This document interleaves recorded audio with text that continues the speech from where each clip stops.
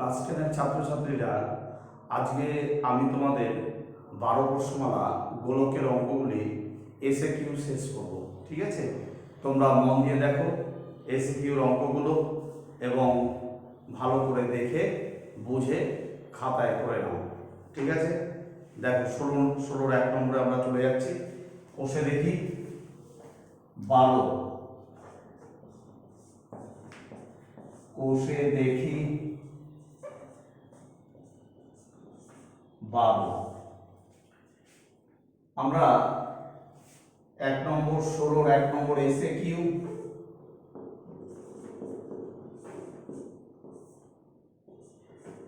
16-র 1। দেখো কি বলছে তোমাকে, একটি নিরেট অর্ধগোলকের আয়তন এবং সমগ্র তলের ক্ষেত্রফলের সাংখ্যমান সমান।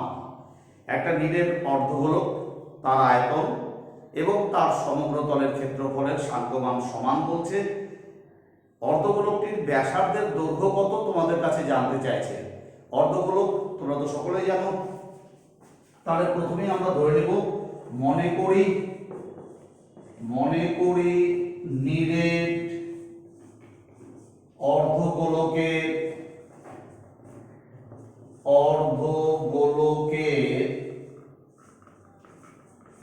ব্যাসার্ধ আর একক। আমরা প্রথমে ধরে নিলাম। তাহলে নিরেট অর্ধগোলকের আয়তনের সূত্র তোমরা সকলেই জানো। তাহলে আমরা বলবো নিরেট অর্ধগোলকের আয়তন। তাহলে দেখো, অতএব নিরেট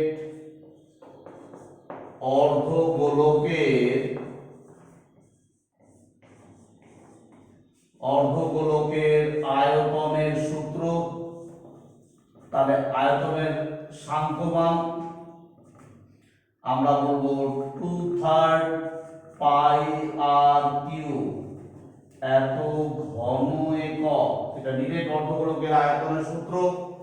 আর একটা বলেছে তোমাকে, নিরেট অর্ধগোলকের সমগ্র তলের ক্ষেত্রফল। সমগ্র তলের ক্ষেত্রফল আমরা প্রত্যেকে জানি 3 পাই আর স্কয়ার, এত বর্গ একক। ঠিক আছে, তাহলে এই সাংখ্যমান দুটি পরস্পর সমান প্রশ্নপত্র তোমাকে বলছে। তাহলে আমরা চলে যাচ্ছি প্রশ্নপত্রের অনুসারে। তাহলে আমরা বলছি প্রশ্নানুসারে নিরেট অর্ধগোলকের আয়তন 2/3 পাই আর কিউব ইকুয়ালস টু আমরা 3 পাই আর স্কয়ার। দেখো এখানটায় আমরা 2/3 পাই আর কিউব, আমরা আরেকটা লাইন টুকে নিলাম। ওই লাইনে আমরা কাটাকাটি করব না।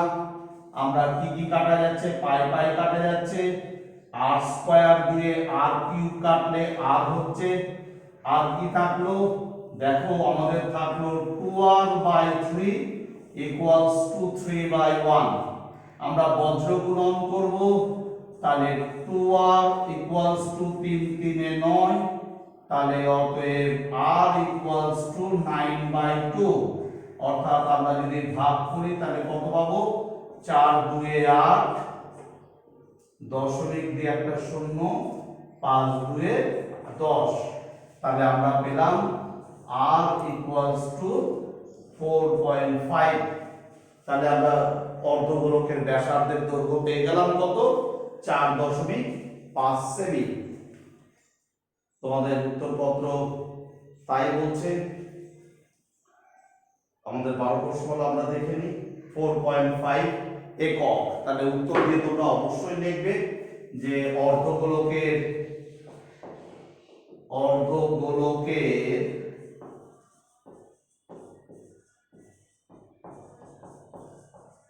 ব্যাসার্ধ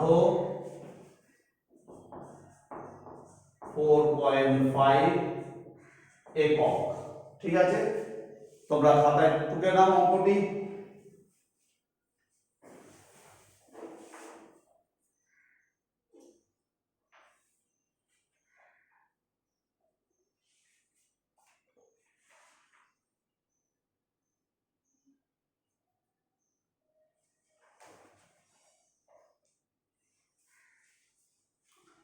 এবার আমরা চলে আসলাম পরের অঙ্কে। দেখো পরের অঙ্কটি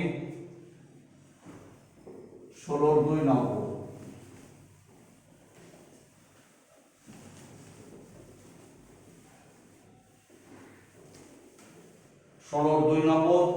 দেখো কি বলছে তোমাদের। তোমাদের বলছে একটি নিরেট গোলকের বক্রতলের ক্ষেত্রফল একটি নিরেট লম্ববৃত্তাকার চোঙের বক্রতলের ক্ষেত্রফলের সমান। নিরেট গোলকের বক্রতল অর্থাৎ নিরেট গোলকের বক্রতল তোমরা জানো সেটাই হচ্ছে সমগ্রতল, এবং নিরেট লম্ববৃত্তাকার চোঙের বক্রতলের ক্ষেত্রফলের সমান। চৌকটির উচ্চতা এবং ব্যাসের দৈর্ঘ্য উভয়ই 12 সেন্টিমিটার। অর্থাৎ লম্ববৃত্তাকার চোঙের উচ্চতা এবং তার ব্যাসের দৈর্ঘ্য দুটোই 12 সেন্টিমিটার। গোলকটির ব্যাসার্ধের দৈর্ঘ্য জানতে চেয়েছে। গোলকটির ব্যাসার্ধের দৈর্ঘ্য তোমাকে নির্ণয় করতে বলছে। তাহলে আমরা প্রথমে ধরে নিচ্ছি, মনে করি গোলকটির ব্যাসার্ধ, প্রত্যেকে দেখো আমরা ধরে নিচ্ছি, মনে করি 2 নম্বর আমরা প্রথমে ধরে নিচ্ছি, মনে করি নিরেট গোলক যদি বলে নিরেট গোলক লিখতে হবে। নিরেট গোলক আমরা বলছি নিরেট গোলকের ব্যাসার্ধ সমান সমান ক্যাপিটাল আর একক আমরা ধরে নিলাম, ঠিক আছে। আর তাহলে নিরেট গোলকের বক্রতলের ক্ষেত্রফল কি হবে? তাহলে অতএব নিরেট গোলকের বক্রতলের ক্ষেত্রফল তোমরা সকলেই জানো 4 pi r square, capital R square, capital R এখানে ব্যাসার্ধ, তাই ক্যাপিটাল আর স্কয়ার বক্রতলের ক্ষেত্রফল হয়ে গেল। এবার আমরা চলে আসছি নিরেট লম্ববৃত্তাকার চোঙের উচ্চতা এবং ব্যাস। তাহলে আমরা দুটোই 12 বলেছে। আমরা নিরেট লম্ববৃত্তাকার চোঙের নিরেট লম্ববৃত্তাকার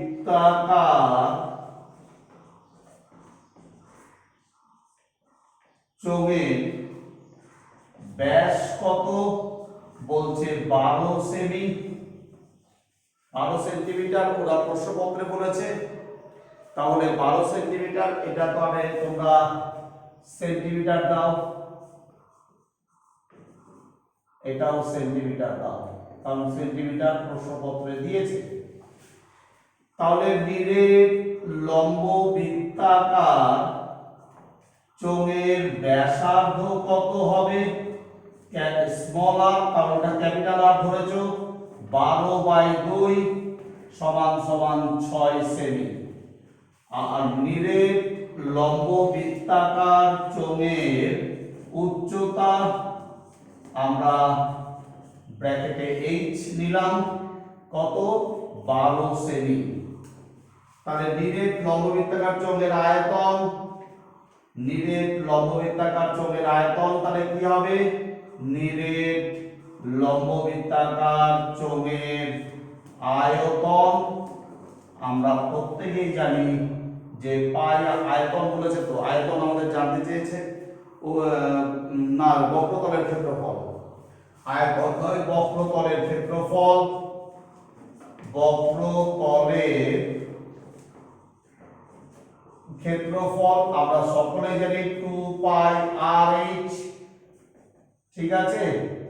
তাহলে 2 পাই থাকলো পাইটা, আর এর মান আমরা পেয়ে গেছি, আর এর মান কত পেয়েছি? 6 পেয়েছি, ইনটু 6, এইচ এর মান পেয়েছি আমরা 12, এত বর্গ সেমি, বর্গ সেমি।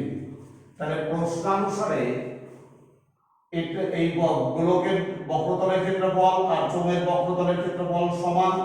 তাহলে আমরা বলতে পারি প্রশ্নানুসারে কি বলছে?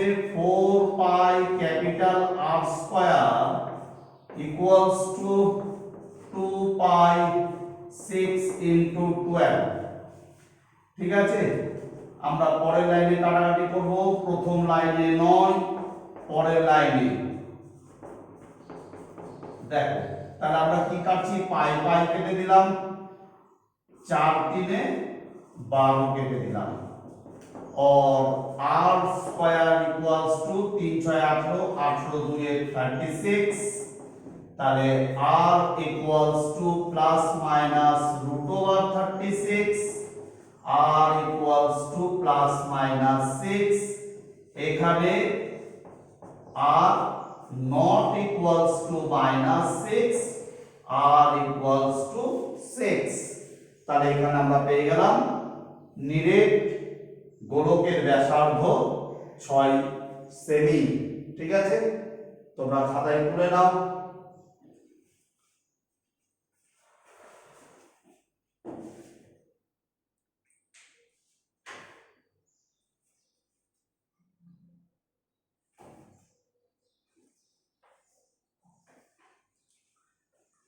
এবার আমরা চলে আসছি 3 নম্বর অঙ্কে।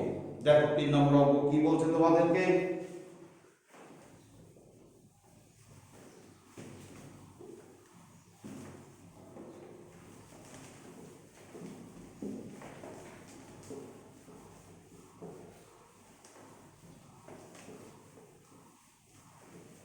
দেখো 3 নম্বর কি বলছে। 3 নম্বর বলছে তোমাদেরকে একটি নিরেট অর্ধগোলকের সমগ্র তলের ক্ষেত্রফল এবং নিরেট গোলকের বক্রতলের ক্ষেত্রফল সমান।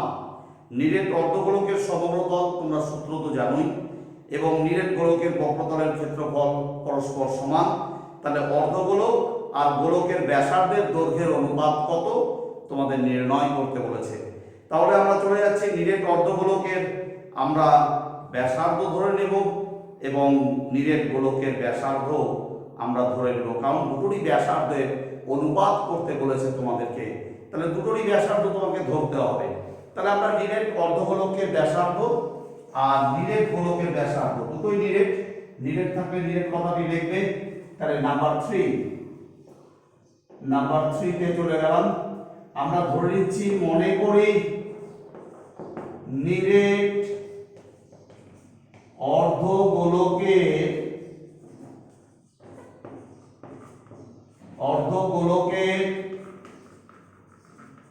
ব্যাসার্ধ স্মল আর একক, আর আমরা এবং নিরেট গোলকের ব্যাসার্ধ আমরা ধরে নিলাম ক্যাপিটাল আর একক। ঠিক আছে, এবার তোমাকে বলছে নিরেট অর্ধগোলকের সাংখ্যমান। নিরেট অর্ধগোলকের সমগ্র তলের সাংখ্যমান আর গোলকের বক্রতলের সাংখ্যমান ক্ষেত্রফল সমান। তাহলে আমরা বলছি নিরেট অর্ধগোলকের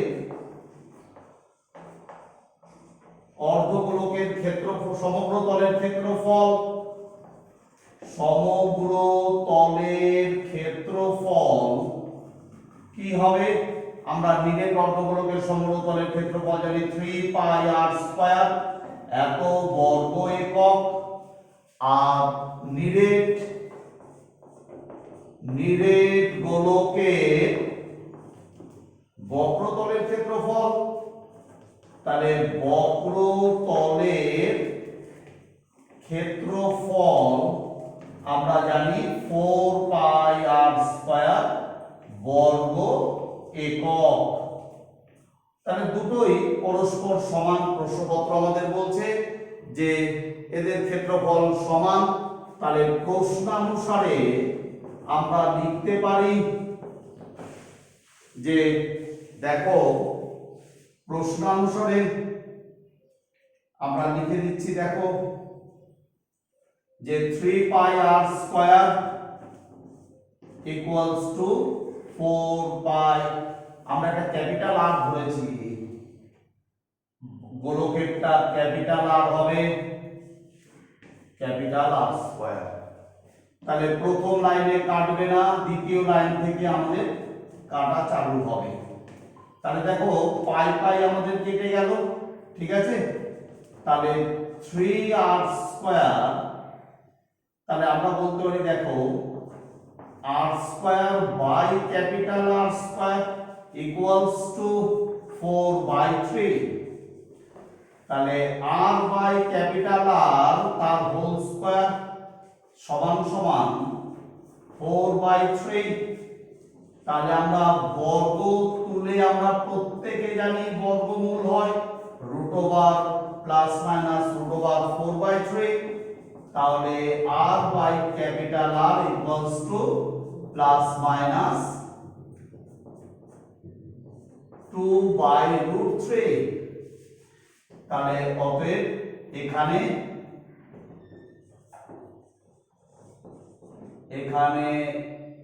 r by capital R not equals to minus 2/√3। তাহলে আমরা পেয়ে যাচ্ছি অতএব r by capital R equals to, অতএব r by capital R equals to কত পেলাম আমরা 2/√3। এদের অনুপাত করতে বলেছে, আমরা অনুপাত করে দিচ্ছি। দেখো এটাই হচ্ছে আমাদের অ্যানসার। নিরেট অর্ধগোলক আর গোলকের সমগ্র তলের ক্ষেত্রফলের অনুপাত 2:√3। এটাই অ্যানসার তোমাদের। তাড়াতাড়ি টুকে নাম খাতায়।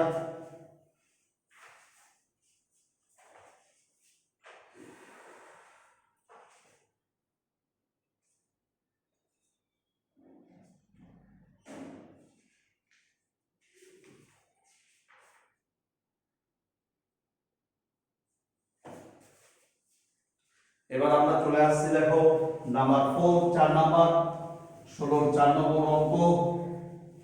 দেখো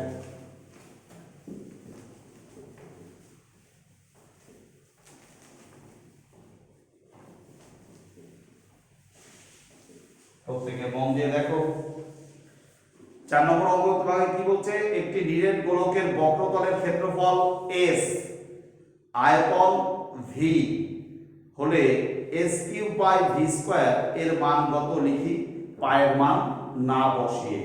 তাহলে নিরেট গোলকের প্রথমে আমাকে ধরে নিতে হবে ব্যাসার্ধ। ব্যাসার্ধটা আমরা তো জানি না, ব্যাসার্ধ তোমাকে কিন্তু ধরে নিতে হবে। তাহলে আমরা চলে যাচ্ছি প্রথমেই নাম্বার 4 ভিভিআই। এই অঙ্কটা ভিভিআই তোমাদের, এই অঙ্কটা ভিভিআই দাও। দেখো আমরা ধরে নিচ্ছি, মনে করি নিরেট গোলকের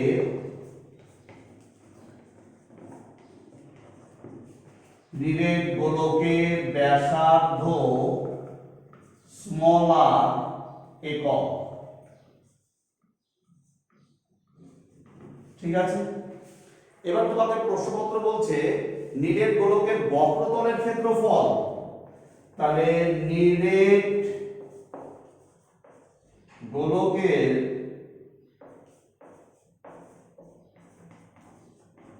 বক্রতলের ক্ষেত্রফল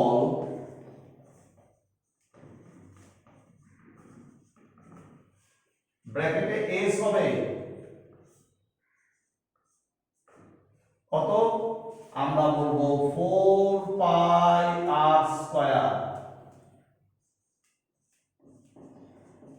এত বর্গ একক। আর নিরেট গোলকের আয়তন বলেছে, নিরেট গোলকের আয়তন। তাহলে আমরা দেখো নিরেট গোলকের আয়তন আমরা প্রত্যেকে জানি 4/3πr³ এত ঘন একক। তাহলে এই আয়তনের ওরা বলছে, আয়তনের ভি বলছে, এখানটায় আমরা ভি লিখবো, এখানে ওরা ভি দিচ্ছে, ভি সমান সমান এটা ভি, আয়তনকে আমরা ভলিউম বা ভি বলি। তাহলে এখানে তোমাকে বলছে তাহলে s³/v², তাহলে x³/v² ইকুয়ালস টু x³ কত 4πr²। তার whole to the power cube আর ভি স্কয়ার বাই তাহলে 4/3 পাই আর কিউব তার হোল স্কয়ার। ঠিক আছে, এবার আমরা এর মানটা নির্ণয় করব। তাহলে দেখো কিউব মানে তিনটা 4 আছে, তিনটা 4 আমরা জানি 64 pi cube R to the power 6 3 2 6 by 4 4 16 by 9 3 3 9 pi square আর আর টু দি পাওয়ার 6। দেখো পরের লাইনে আমরা এই 9টাকে উপরে উঠিয়ে দিই, তারপরে কাটাকাটি করব। 64 pi cube R to the power 6 into 9, 9টা উপরে চলে গেল, ভাগ ছিল গুণ হয়ে, আর 64 পাই square R to the power 6। তাহলে দেখো 4 16 64, 4 হলো কাটাকাটি করে, দুটো পাই দিয়ে আমি তিনটা পাইকে কাটলাম, তাহলে একটা পাই থাকলো, আর r to the power 6 R to the power 6 কেটে গেল। তাহলে আমরা পেলাম কত? 4 9 36 পাই পেলাম, 36 পাই। তাহলে এটাই হচ্ছে তোমাদের অ্যানসার। ঠিক আছে, আশা করি বুঝতে পেরেছো। তোমরা খাতায় টুকে নাও।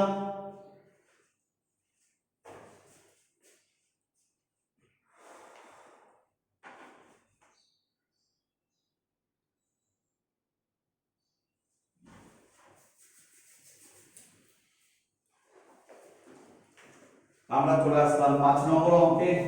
দেখো 5 নম্বর অঙ্কটা খুব ইম্পর্টেন্ট অঙ্ক, তোমাদের পরীক্ষায় এসে থাকে মাঝে মাঝে, ভালো করে দেখো। নাম্বার 5 বলছে একটি গোলকের ব্যাসার্ধের দৈর্ঘ্য 50% বৃদ্ধি করলে বক্রতলের ক্ষেত্রফল শতকরা কত বৃদ্ধি পাবে? গোলকের ব্যাসার্ধকে 50% আমরা যদি বাড়িয়ে দিই, তাহলে বক্রতলের ক্ষেত্রফল শতকরা কত বাড়বে বা বৃদ্ধি পাবে? তাহলে আমরা চলে যাচ্ছি। দেখো নাম্বার 5 মন দিয়ে দেখবে।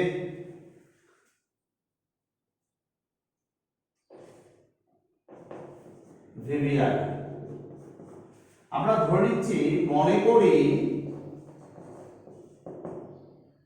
গোলকে নিরেট বলেছে কি, নিরেট বলে নিরেট কথাটা দেবে না, নিরেট বলেনি, আমরা শুধু গোলকে, আমরা বলছি গোলকে ব্যাসার্ধ আমরা ধরে নিচ্ছি, ব্যাসার্ধ স্মল আর একক। তাহলে গোলকের আয়তন কি, বক্রতলের ক্ষেত্রফল কি হবে? তাহলে আমরা বলছি গোলকের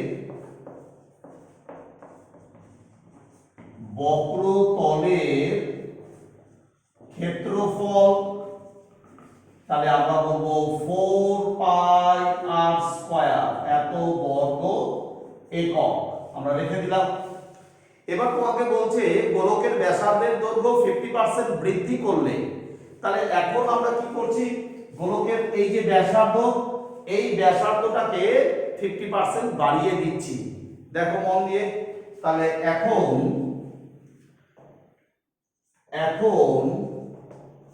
গোলকের ব্যাসার্ধকে 50% বৃদ্ধি করলে গোলকের ব্যাসার্ধ বৃদ্ধি পায় কত? কত বৃদ্ধি পাচ্ছে? তাহলে 50 বলতে 50 এর 100 ইনটু r গোলকের ব্যাসার্ধ।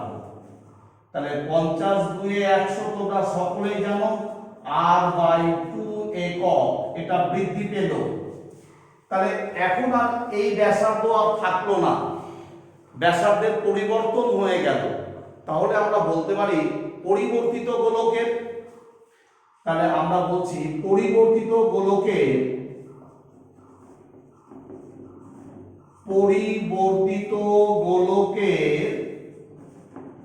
ব্যাসার্ধ তাহলে কি হবে? তাহলে আমরা বলবো r/2 একক।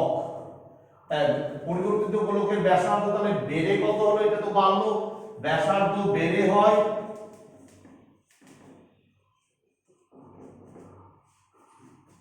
তাহলে পরিবর্তিত গোলকের ব্যাসার্ধ হয় সেটাই লেখো ভালোভাবে লেখাটা, তাহলে ব্যাসার্ধ হয় ছিল আর এখন হলো r/2 বাড়লো, বৃদ্ধি পেল। তাহলে কত হচ্ছে দেখো 2r প্লাস r 3r/2 একক। এখন পরিবর্তিত গোলকের ব্যাসার্ধ এটা, তাহলে পরিবর্তিত গোলকের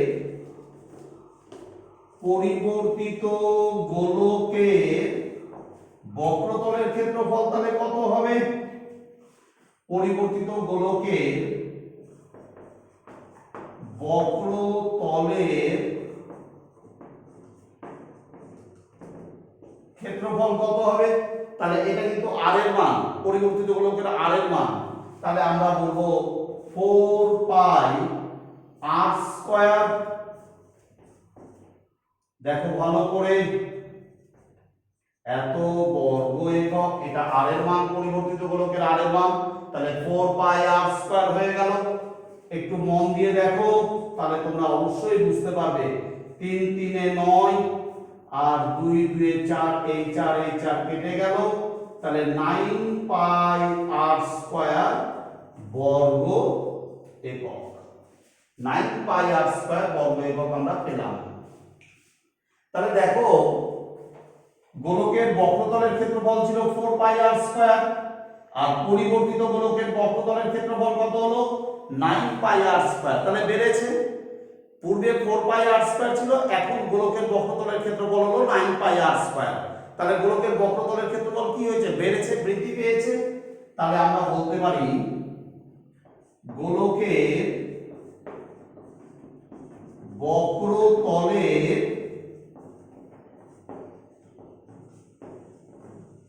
ক্ষেত্রফল বৃদ্ধি পায় কত? তাহলে আমরা বলবো 9 পাই r স্কয়ার মাইনাস 4 পাই r স্কয়ার এত বর্গ একক। তাহলে কত হলো 5 পাই r স্কয়ার বর্গ একক। এটা 5 পাই r স্কয়ার গোলকের বক্রতলের ক্ষেত্রফল হলো। তাহলে গোলকের বক্রতলের ক্ষেত্রফল বৃদ্ধি পেল কত? শতকরায় 100 তে কত বৃদ্ধি পেল? তাহলে আমরা বলবো গোলকের বক্রতলের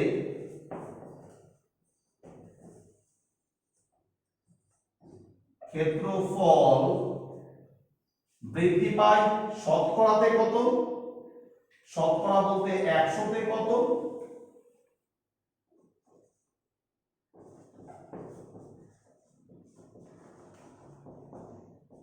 তাহলে এটা বৃদ্ধি পেয়েছে, তাহলে এটা লবে হবে 5 পাই r স্কয়ার। দেখো এটা বৃদ্ধি পেয়েছে, যেটা বৃদ্ধি পায় সেটা লবে হয়। এবার কার উপর নির্ভর করে বৃদ্ধি পেল? পূর্বের ক্ষেত্রফলের উপর নির্ভর করে বৃদ্ধি পেল। দেখো পূর্বের ক্ষেত্রফল বাদ দিয়েছি, তাই পূর্বের ক্ষেত্রফলের উপর নির্ভর করে বৃদ্ধি পেয়েছে, সেটা হবে হরে। তাহলে আমরা বলবো 4 পাই r স্কয়ার ইনটু 100। কেন? শতকরাতে করতে বলেছে তোমাকে। শতকরা কত বৃদ্ধি পেয়েছে? তাহলে দেখো পাই পাই কেটে গেল, r স্কয়ার কেটে গেল, 4 দিয়ে 100 কে কাটলে 25, তাহলে 125% বৃদ্ধি পেয়েছে। তাহলে গোলকের বক্রতলের ক্ষেত্রফল কত বৃদ্ধি পেল? 125% বৃদ্ধি পেয়েছে। তোমরা খাতায় টুকে নাও।